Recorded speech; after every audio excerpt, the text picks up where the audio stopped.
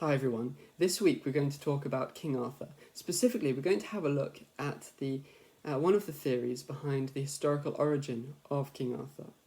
So, this theory, which I'm going to talk about, is a very popular one. It's kind of annoyingly popular, to me at least, because I think it's not very convincing at all, and it frustrates me that people propose it so often as the definite historical origin of this part of the tale.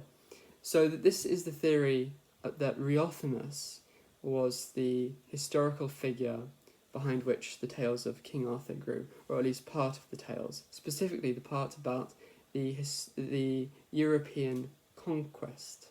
So Arthur, in the History of the Kings of Britain by Geoffrey of Monmouth, he was said to have travelled from Britain to Gaul, which is basically France, and he was said to have fought a war there and conquered a large part, conquered all of Gaul and some of the surrounding area as well. So Riothamus, a historical king of the Britons in the 5th century, really did travel to Gaul and he fought a battle there. So that is believed by some to be the historical origin of the tale of King Arthur conquering parts of Europe. I don't believe in this theory at all.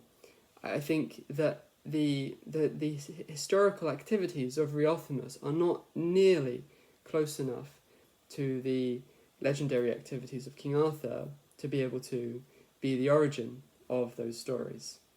Now, the reason I say that is because in my book, King Arthur, the Man Who Conquered Europe, which was published 2 years ago, I present an analysis of the Roman era of Geoffrey of Monmouth's book, The History of the Kings of Britain.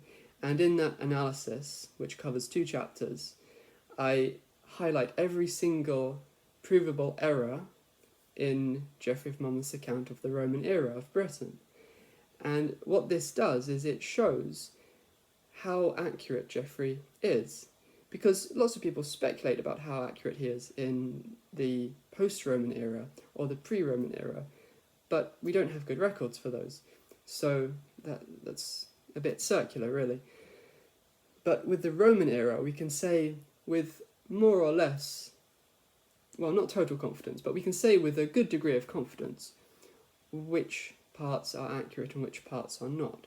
So in this analysis of the Roman era, in my book, I demonstrate each and every one of the provable inaccuracies in Geoffrey's book.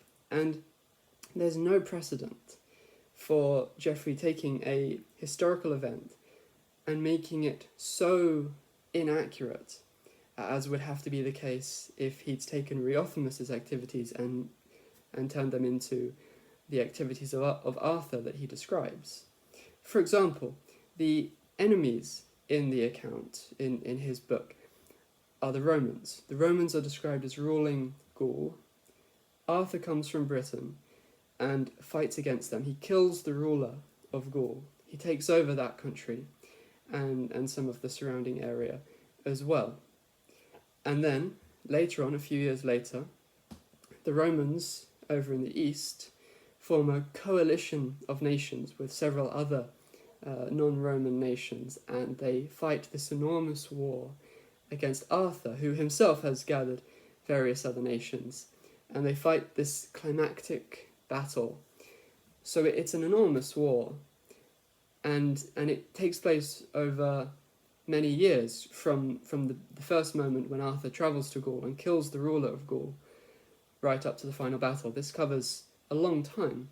So Riothamus travelling to Gaul, fighting one battle and losing it, I don't think that could really be the origin of this tale. So he fought against the Visigoths, not the Romans. He was actually allied to the Romans. He didn't win the battle. He lost the battle. I mean, that's really all we can say about it.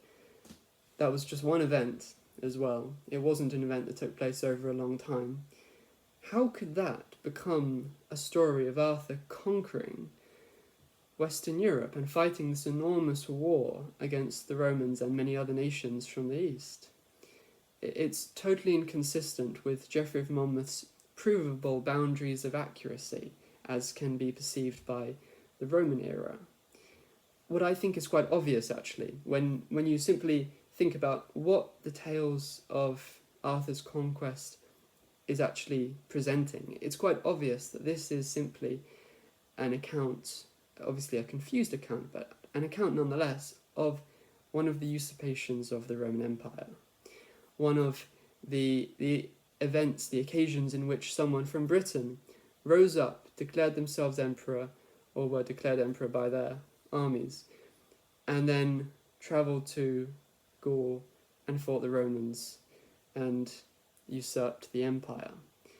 That's the kind of event that the tale of King Arthur conquering Europe is clearly trying to present, though obviously it's evidently misplaced it into the time of the 6th century figure of Arthur who fought the Saxons.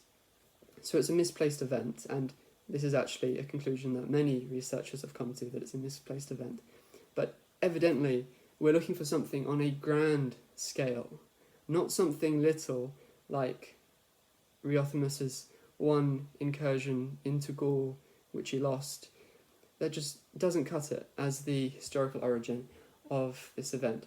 So, another time, in another video, I'll go into some details about which specific usurpation of the Western Roman Empire I think was the historical origin of the tale of King Arthur's conquest of Western Europe.